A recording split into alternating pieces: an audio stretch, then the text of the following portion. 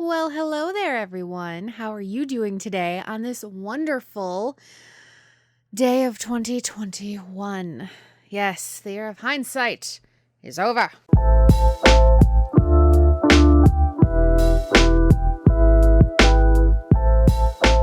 So, really exciting that in the year 2020, I managed to read 100 books in 1 year. Now, for those who don't know, this is one of my stretch goals, just something that if it happens, cool, great.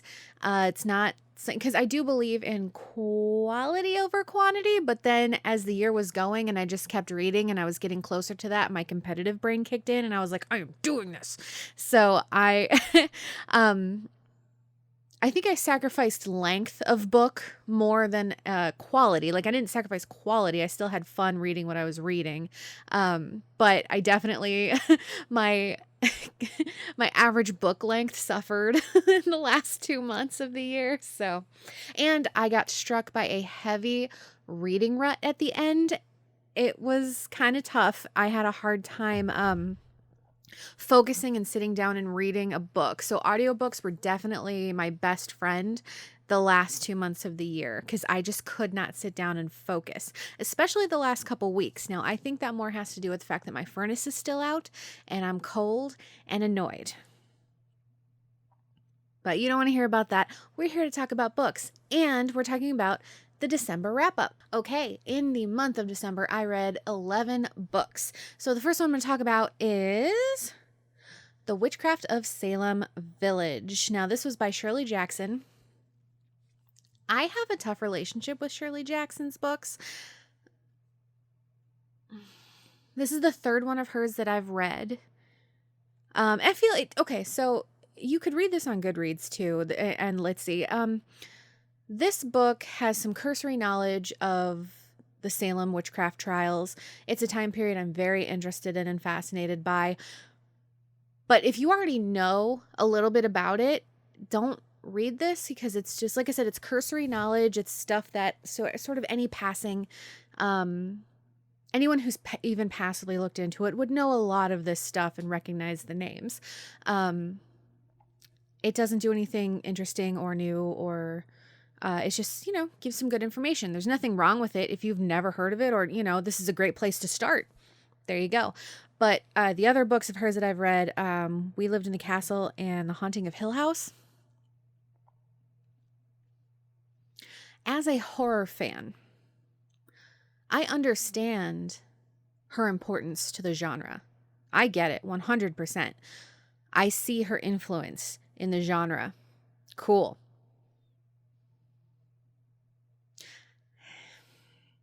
I don't like her books. They're just so slow-paced. Her writing style to me is very dry and very, very boring. She's just not an author for me, and that is okay. I understand why the importance of it, and I would not take that away, in a million years. As a horror fan, I love what she has brought to the genre and the inspiration people have been able to take from it. I like the inspiration better than the work it came from. The next book I read was Spec Ops, The Expeditionary Force, Book 2 by Craig Allenson. So this is a sci-fi series. There's 10 books out now. 11, I think, is on its way. But my boyfriend has listened to the entire series multiple times, and he finally talked me into trying it. I adored book 1. Book 2 was a little slower for me. I had a harder time getting through it. It's not bad. I listened to it on audio, and R.C. Bray is the narrator, and he is fantastic. Now, the thing I love the best is Bishop and Skippy, a human and an omnipotent eternal being. Their banter is fantastic. Skippy is hilarious. If you have read Skyward by Brandon Anderson, Skippy is like a more adult version of Mbot. So when I read that book, I was like, oh my gosh, Mbot is like Skippy. And I just love that relationship. I love human eternal being relationships. I just think they're They're great. The conversations are great. The stakes are real, in this book. People get hurt. They're Bishop has been thrown into this leadership role and has no clue what he's doing, and he's very kind of, he's insecure, but he's got to show that strength, and the characters are really great. So this is a fun book. I did enjoy book 1 better than book 2, but book 3 will happen at some point. My boyfriend just does not understand how I can just not read the next book. He has to listen to them back to back to back, or he has to read them back to back to back. He has to know what happens, whereas I'm like, oh, I'm on book 4 of that series. I haven't picked it up in like a year, though. I should get back to that. And we're just two very different types of readers. The third book that I read in the month of December was Wildflower by Drew Barrymore. Now, again, I've said this before and I'll say it a million more times. My favorite way to enjoy memoir is an audiobook when the author narrates it. And Drew Barrymore narrates her own book, and she is fantastic. I loved this book. It was so great. We had very different childhoods, so there was a lot of things that you really can't relate to, but she's very open and honest about herself and the things she went through and how she grew and how she's still trying to grow as a person. And I think that's great. You never stop growing, you never stop learning. And I think she really embodies that. And she's someone I want to hang out with. If I ever had the chance to hang out with Drew Barrymore, I absolutely would, because I thoroughly enjoyed listening to her read me her book. It was really fun. So the next book that I read is Barbarians Prize, Book 5 of the Ice Planet Barbarians series by Ruby Dixon. Again, these books are just a lot of fun. So the general overall premise is that this group of women were kidnapped from Earth, and they were going to be into like intergalactic slave trade or a meat market, whatever fate they were to, whatever was to become of them. Didn't happen because they crash landed on an ice planet where they then ran across the blue aliens, the Barbarians. Now, sex ensues. Hilarity ensues. The great thing the author does is differentiates the relationships. They each have different issues to deal with. They each have different personalities, and the narrators, the same two narrators narrate the books, and they do a great job at bringing these different characteristics to life. And they're a lot of fun to listen to. Highly recommend. The only thing that I would say is they are very heteronormative, so there's not a lot of inclusivity of different types of relationships and different types of sexual preferences. So just be aware of that when you go into it. The next book I read was a memoir called Save Me The Plums, My Gourmet Memoir by Ruth Reichel. I just had to double check the name. My strap is in the way of my screen. So Ruth Reichel. Anyway, so Save Me the Plums is about her taking over Gourmet magazine, and the fate that has become that magazine is that it is no longer around. It was highly successful, and then it wasn't, and then it was again, and then it's now kaput. And so what I have learned in 2020 is I love books about food. Whether it's a memoir or a fiction about magical food, I love books about food. Oh my goodness. I read, when is it going to be Black Future Month earlier in the year? That was my very first N.K. Jemisin. And it's a short story collection. And my favorite ones were all the short stories that encompassed food.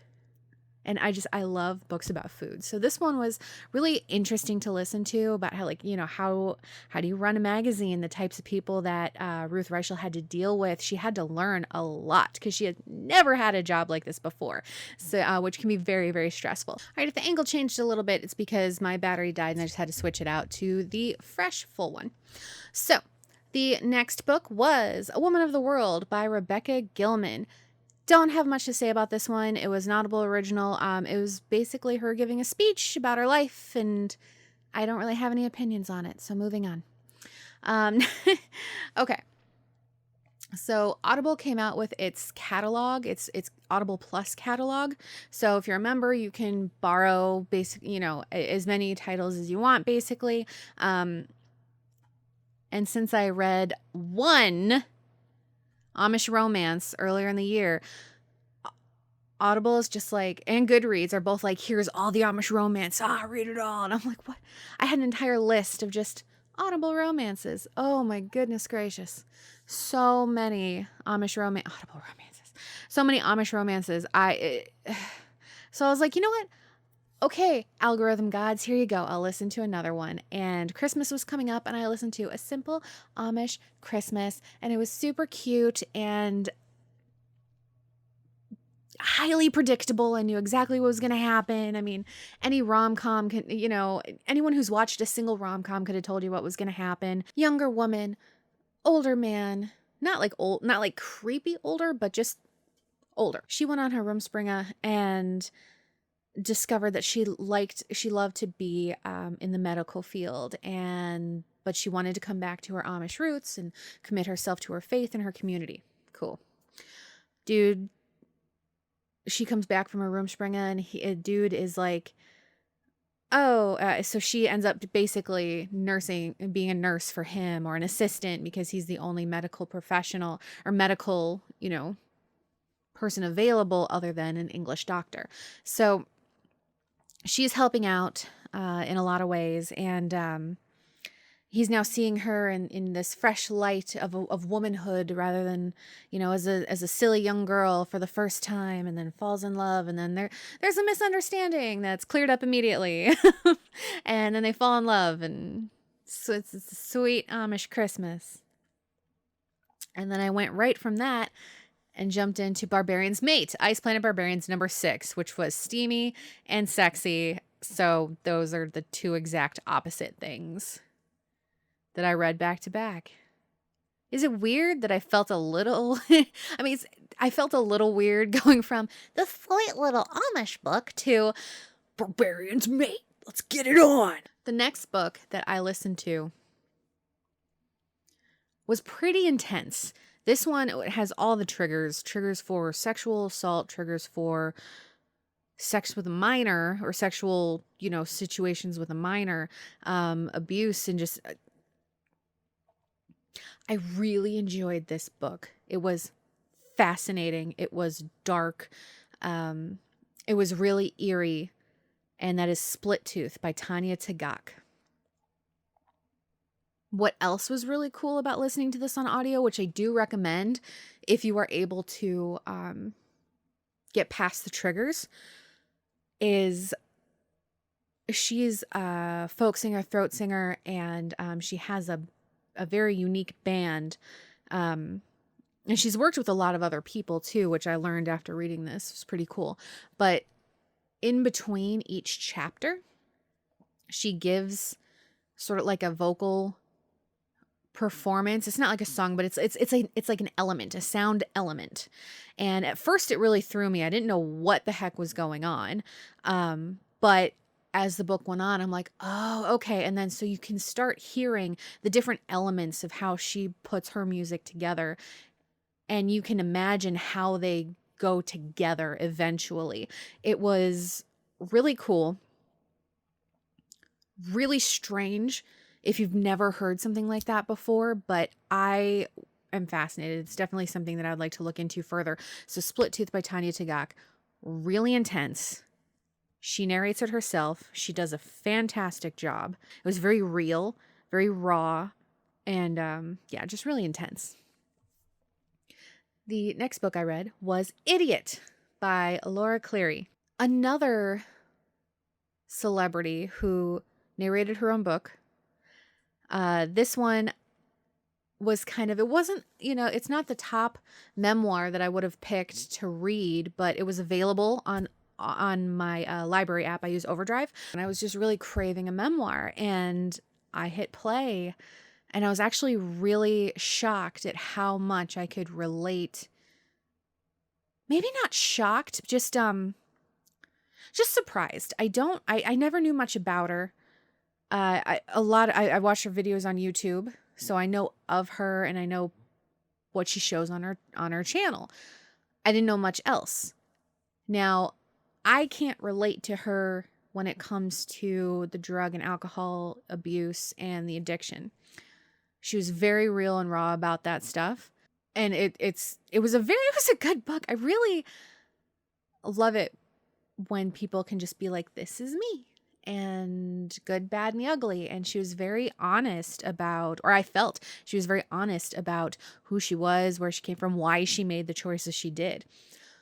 What I can relate to is allowing other things in your life to distract you from what you actually want to be doing. It's something I have a hard time with. It's something that I can heavily relate to, and something I struggle with all the time. I have really bad imposter syndrome. So writing, performing, acting, booktube, everything. I'm always wondering, well, like, am I good enough? Probably not. It's a daily struggle. So and then you get involved in other things, and then you're not doing what you want to be doing. So I heavily relate to that. And then just taking those steps to say, damn it, I'm not going to do that to myself anymore. I deserve better. And I'm not going to let myself be distracted anymore. It's hard, and it's hard work, but it's worth it. So I really appreciated her book, and I enjoyed listening to it. And again, another person that I would instantly say yes if I had the chance to hang out with. And book 100, the final book that I finished last year, 2020, is a book about food. And that was Sourdough by Robin Sloan. This has been on my TBR for a very long time. All I knew about it was about a bread maker, sourdough, and it was weird. That was all I knew about it. That's all anyone's ever said, is it is a weird one. And they're right. It is a weird book, but I was completely engaged the entire time. So there's this woman, she's in the tech industry, and it's a lot tougher on her life than she thought. And she finds this little restaurant in her town, and she orders every night the double spicy with the sourdough bread. Well, the two brothers that run that restaurant and that delivery service are leaving town. They are moving to Germany, and they leave her with their sourdough starter, which is, the live yeast, the live bacteria that makes the bread sourdough. And with this music from the Ma's that keeps the sourdough happy, and like the sourdough hums and sings, and it's so weird. And then everyone who eats it is just so happy. It's so weird. It's a weird little book, but I really enjoyed it. I hope y'all had a wonderful new year, had a great holiday season, and I look forward to doing it all over again in another 12 months. Enjoy 2021. Let's all be kind to each other, and be kind to yourselves. That's something I need to remind myself all the time. But be kind to yourselves. Hit all the buttons and subscribe and follow on all the places. And I'll see you next time. Bye.